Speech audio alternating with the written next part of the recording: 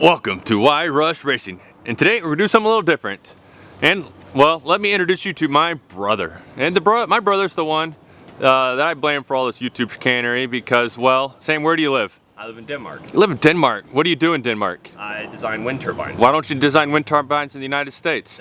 Denmark's just where they do all the wind turbine designs. It is, and you just happen to be passionate about wind turbines. Yeah. But you also happen to like dirt bikes. Yes. And so I'm like, you know what?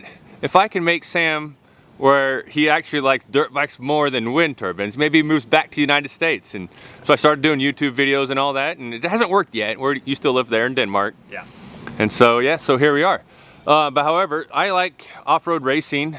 Sam, what is it that you enjoy doing? Well, not quite racing, but I like to do off-road motorcycle touring. Touring, okay. Yeah. So I drove out to western Kansas. You were finishing up a trip. What were you doing? Yeah, so we just finished doing what's called the Continental Divide ride. Okay.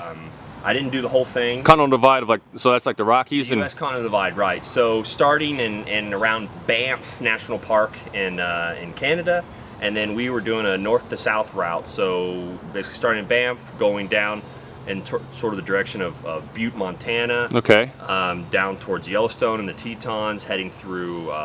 How far does this trail go?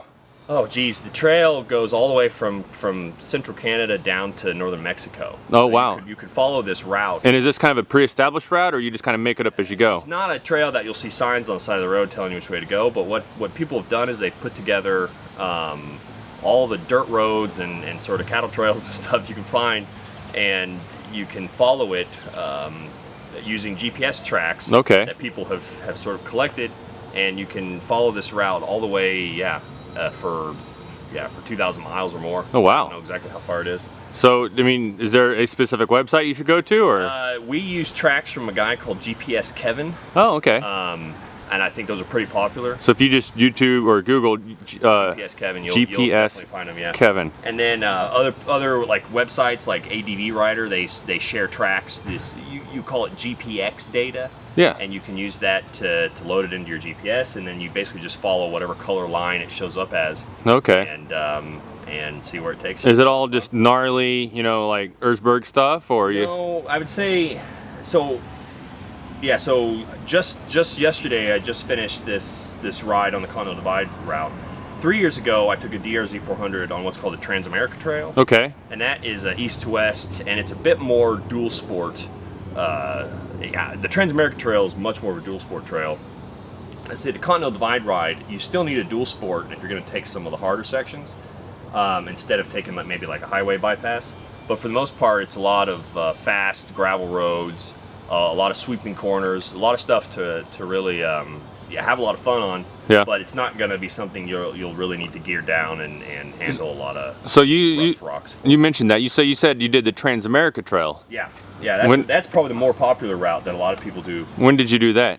That was 2015. 2015. So about 3 years ago, you did that. Exactly. And I guess the point of this video, and if you are going to follow my channel, I'm going to do a few review videos. This is kind of a general synopsis of adventure riding on smaller adventure bikes. It's like the 650s and 400s.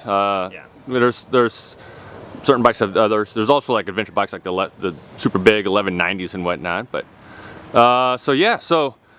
anyway, Sam, let's talk about a little more about that comparison between the Transamerica Trail versus the Continental Divide Trail. Which would you say is more of a challenging? Yeah, so I would say the Transamerica Trail, most people will agree it's the more challenging route. Okay. It's the one you really want to have a dual sport motorcycle, as opposed to like a larger BMW GS series. Or okay. So could you do it with a larger beam? Oh yeah. Guys take all kinds of bikes on the route. It's just what's the easiest thing to do? What's the bike that's most suited for it? And that's typically a dual sport motorcycle. Okay. Something single cylinder, something lightweight, something that's more off-road oriented. Okay, so you took a DRZ 400 on both. You had friends that took a 650, either the DR 650. Yeah, it was all Suzuki's on this. But there's also been KDXs. On the Transamerica Trail, we were a large group of guys. I think we were 6 guys. We had me on the DRZ 400. We had a few guys on DR 650, Suzuki DR 650s. We had a guy that took a Yamaha what is that called? The 200 TW200. Oh, the TW200, yeah. He did, his carburetor was not big enough to get enough air. He had a bit of trouble on some of the mountain passes that were really high altitude. Yeah. But I mean, he could keep up with the best of us in any other condition. Yeah. And then there's a guy on a KLR 650. And there was a Honda too, right? Oh yeah, a guy had a Honda XR 650R. Yeah, so a bunch of 650s. Of a motorcycle. So it was like what, 4 650s, one 400 and one 200 as far as displacement goes, all four-stroke, of course. And so, but you rode the 400. You said earlier that you think that for the Transamerica Trail, you actually liked the 400 because it's just a little lighter. I think this is an excellent bike for the Transamerica Trail. Carried your gear. Yeah, it still adequately. It's liquid cooled, so it's got a little bit more power available given the displacement. Okay. It doesn't have quite the highway legs that a Suzuki DR650 has. Yeah. So on wide open gravel roads and highways. And I guess that's what you said the big difference was for the Continental Divide Trail. Is it's a little more open, a little faster. Yeah. So sometimes with the gearing I had here, I have a 49 sprocket on the rear, which is pretty low gearing for this bike. And what was on the front? I think I have a 14 on the front. Okay. So that's still a fairly large sprocket. Yeah. So that helps, but at the same time, this bike is topping out. I mean, depending on how hard I wanted to go, it was topping out about 65 mile an hour. Okay. And there's some sections on the highway where you want to go a lot faster than that if you've got somewhere you want to be. Yeah. But you also don't want to drive at the full tilt all the time. It gets pretty uncomfortable. But I would say 50 mile an hour, this was a really comfortable bike to take on the. Okay. Cool. Well, that's going to pretty much conclude our video for the comparison, I guess, the contrast comparison of the Transamerica Trail. Unless you have something else you want to add versus the Continental Divide. Transamerica was you get a lot of variety in your scenery. I only did, with the guys, we only did the western half. So we started somewhere around Dodge City, Kansas. Just south of there, we hit the trail and then did the western part up to Coos Bay, Oregon. But on that route, you see mountain passes, you see desert sands, you see you know, the mountains in Oregon, which are a totally different type of mountains than what you cross over in Colorado. Moab in Utah, you see a lot of really cool stuff on the Transamerica Trail. On the Continental Divide route, it's extremely beautiful scenery, but once again, you're following sort of the mountain chain.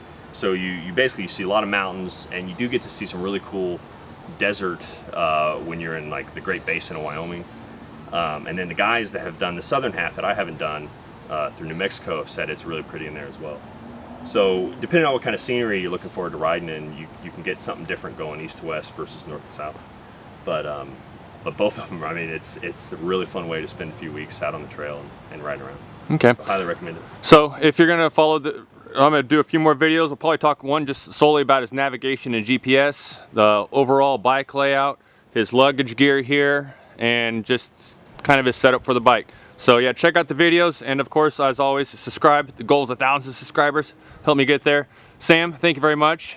Yeah. And I must say, I love the shirt. That's awesome. You wore that for... I wore it the last few days. I only had one chance to do, I did some laundry in a river, and so I got to freshen it up and put it on again. Awesome. Well, Sam, thanks for sharing with us. Bye.